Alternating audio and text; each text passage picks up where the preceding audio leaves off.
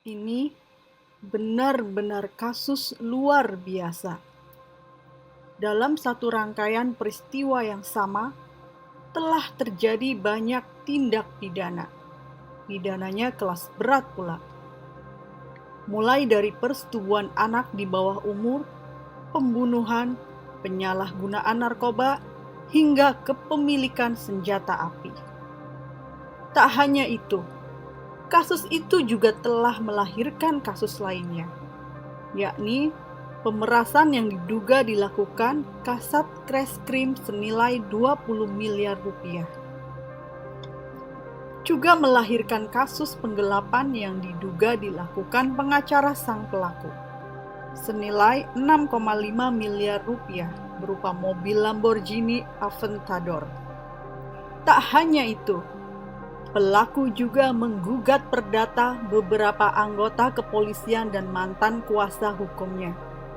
Tentu saja terkait aliran dana miliaran rupiah dalam pengurusan kasus ini.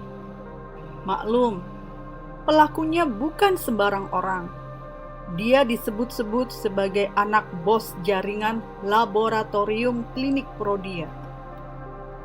Apa yang sebenarnya terjadi?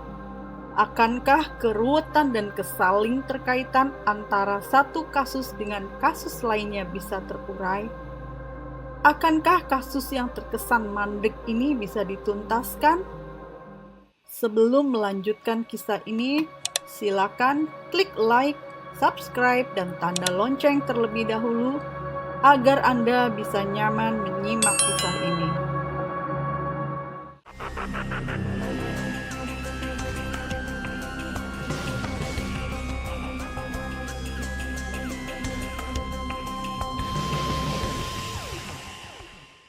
Kasus ini bermula dari pesta bercocok tanam di hotel. Ini pesta bercocok tanam alias pesta enak-enak yang keempat yang dilakukan Arif Nugroho dan M. Bayu Hartanto bersama perempuan AP yang masih berusia 16 tahun. AP, perempuan open BO itu, memang kerap berkomunikasi dengan dua lelaki yang keduanya sudah berusia 40 tahun itu. Ya, tentu saja soal pesta enak-enak bersama.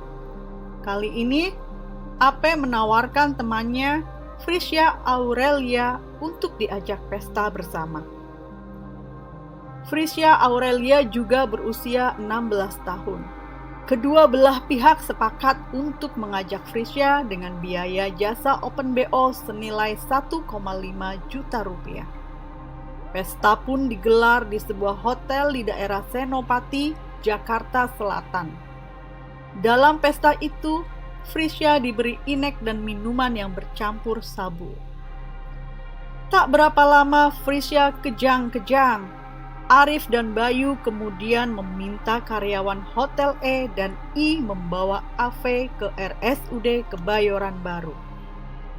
Sesampainya di rumah sakit, Frisya sudah tidak bernyawa.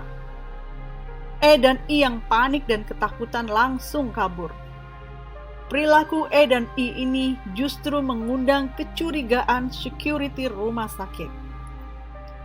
Tim keamanan rumah sakit yang berkoordinasi dengan Polsek Kebayoran Baru kemudian mengamankan E dan I. Dari keterangan mereka itulah, kemudian Polsek Kebayoran Baru mendatangi hotel dan menggeledah kamar tempat Arif dan Bayu berpesta. Polisi kemudian menyita barang bukti berupa rekaman CCTV, 3 buah senjata api genggam, 5 butir peluru, 4 handphone, uang tunai sebesar 1,5 juta, pakaian milik korban, 3 buah alat bantu seks, hingga 1 unit mobil BMW. Namun, di kamar itu para pelaku sudah tidak ada. Polisi kemudian melakukan pengejaran dan berhasil meringkus Arif, Bayu, dan AP di sebuah hotel di kawasan Jalan Ampera, Jakarta Selatan. Kasus ini kemudian ditangani Polres Jakarta Selatan. Kasat Reskrim Polres Jakarta Selatan AKBP Bintoro dalam konferensi pers beberapa hari setelah penangkapan itu mengatakan bahwa kedua pelaku diancam atas tindak pidana pembunuhan pasal 338 dan atau 359 KUHP dengan ancaman 15 tahun penjara. Pelaku juga disangkakan telah melakukan tindak pidana persetubuhan terhadap anak yang melanggar Undang-Undang Nomor 12 Tahun 2022 dengan ancaman maksimal 15 tahun penjara.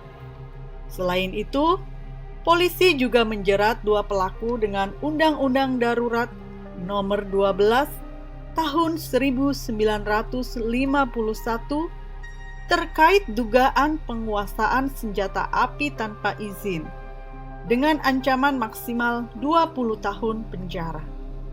Namun, hampir 1 tahun kasus itu berjalan, tidak lagi terdengar kabarnya.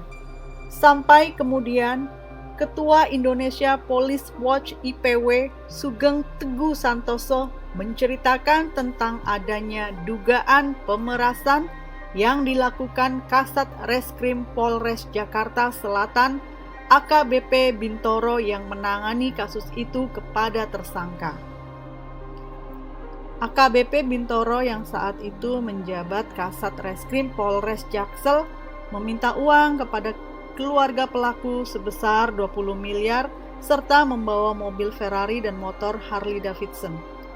Begitu Sugeng mengungkapkan kepada media. Menurut Sugeng, Bintoro sudah mendapatkan uang hasil pemerasannya senilai 5 miliar. Uang tersebut mengalir melalui advokat kuasa hukum tersangka. Bahkan, tak hanya AKBP Bintoro saja, AKBP Gogo Galesung sebagai pejabat yang menggantikan posisi Bintoro sebagai Kasat Reskrim juga diduga terlibat. Ex-Kasat Reskrim Polres Jakarta Selatan, Bintoro pun buka suara menanggapi tuduhan pemerasan tersebut. Dia membantah semua tuduhan miring tersebut. Tuduhan saya menerima uang 20 miliar sangat mengada-ngada, kata Bintoro dalam keterangan kepada media.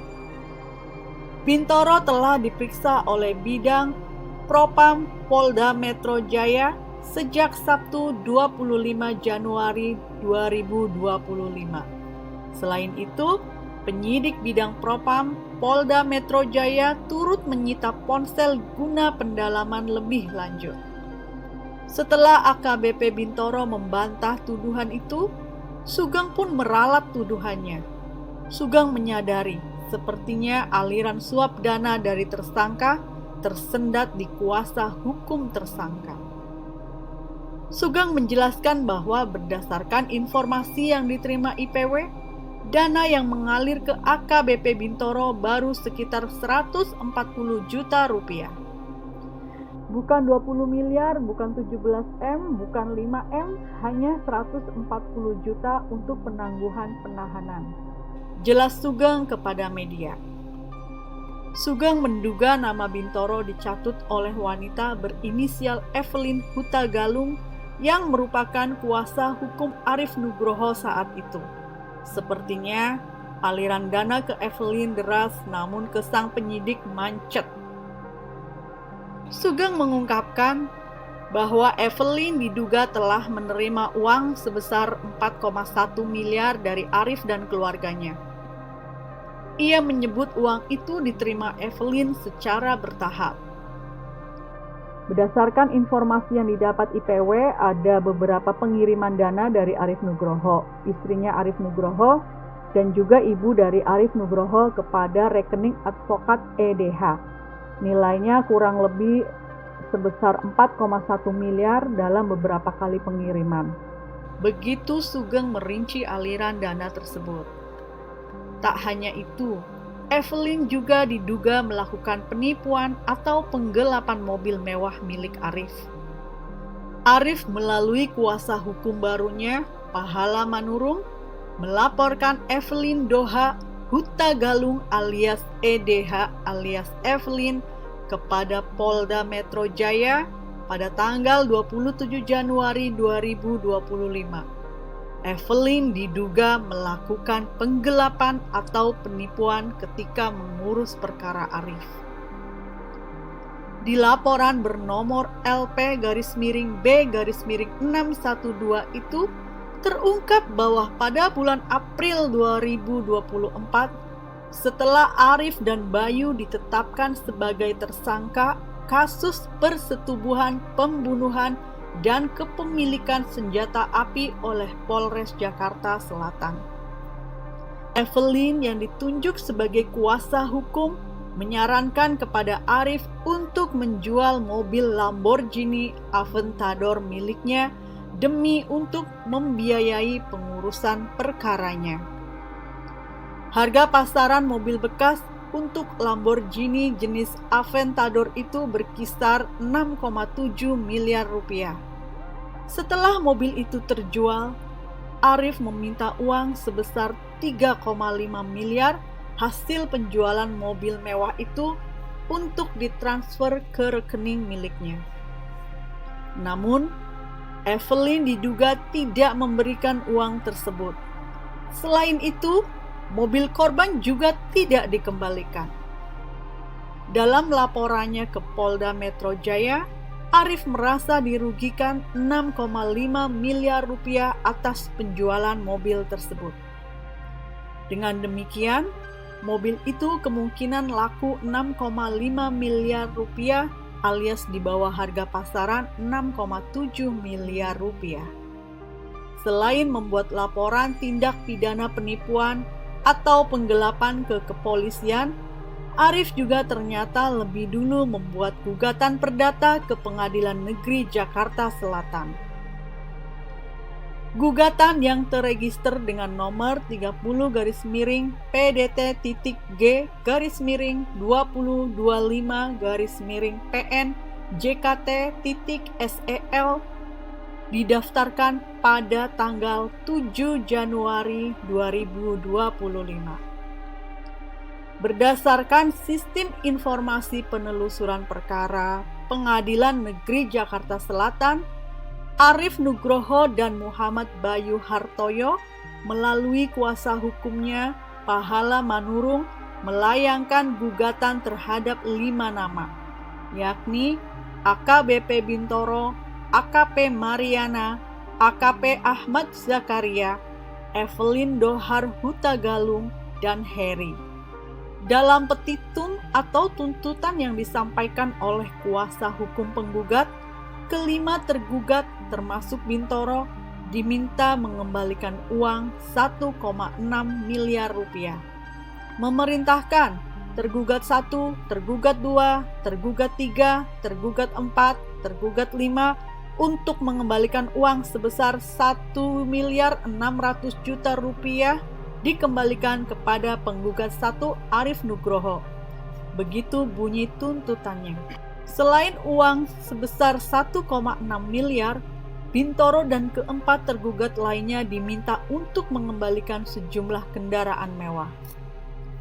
Memerintahkan tergugat 1, tergugat 2, tergugat 3, tergugat 4, tergugat 5, turut tergugat 1 untuk mengembalikan uang atau menyerahkan mobil Lamborghini Aventador, motor Sportstar Iron, motor BMW HP4 yang pernah dijual untuk dikembalikan kepada penggugat 1. Begitu bunyi tuntutan yang kedua. Menanggapi hal itu, Bintoro membenarkan jika dirinya digugat secara perdata di PN Jakarta Selatan dalam perkara yang sama, namun isi gugatannya berbeda. Di situ saya dituduh menerima uang 5 miliar cash dan 1,6 miliar secara transfer sebanyak 3 kali, yaitu 500 juta, 500 juta, dan terakhir 600 juta ke nomor rekening saya. Saya juga dituduh membeli pangkat atau jabatan dari AKBP untuk langsung mendapatkan bintang. Yang faktanya, saat ini saya termasuk yang paling terlambat di angkatan saya dalam jenjang karir. Jelas Bintoro yang membantah semua tuduhan itu. Wah, wah, wah. Sepertinya antara tersangka, penyidik, dan kuasa hukum telah terjadi persekongkolan untuk menghentikan kasus ini.